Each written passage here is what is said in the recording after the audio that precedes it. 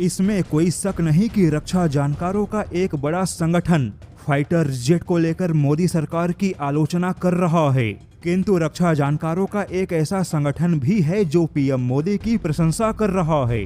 आलोचना करने वालों का दावा है कि 10 सालों में केवल 36 राफेल की उपलब्धि, यह कोई बड़ी उपलब्धि तो नहीं है। आलोचकों का मानना है कि मोदी सरकार को 36 राफेल के अलावा MRFA के तहत 114 फाइटर जेट भी फाइनल होना चाहिए था।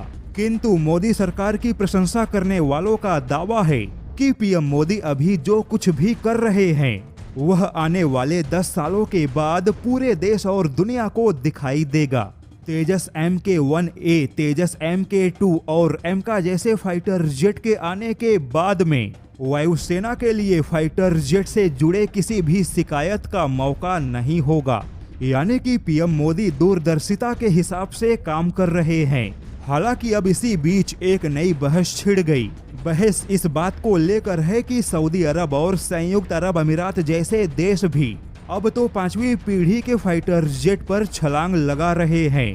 पाकिस्तान भी 5वीं पीढ़ी का फाइटर जेट हासिल कर रहा है।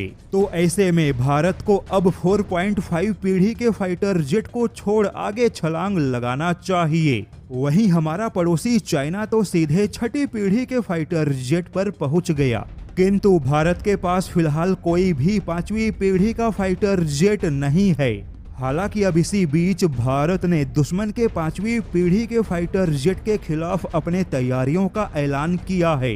भारत की वायुसेना ने 5वीं पीढ़ी के फाइटर जेट के खतरे को ध्यान में रखते हुए बहुत ही ज्यादा उच्च क्षमता वाले रडार सिस्टम को खड़ा करने का ऐलान किया है, जिसके तहत भारत की वायुसेना अल्ट्रा हाई फ्रीक्वेंसी यानी कि UHF और वेरी हाई फ्रीक्वेंसी यानी कि VHF जैसे 2 प्रकार के रडार सिस्टम को तैनात करने का ऐलान किया।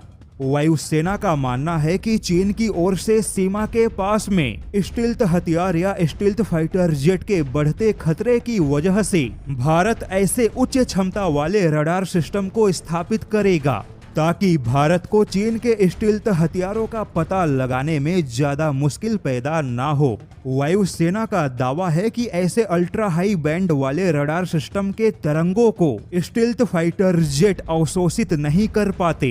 भारत का ऐसा रडार सिस्टम चीन के स्टील्थ फाइटर जेट के स्टील्थ कोटिंग को भेदने में सक्षम होगा।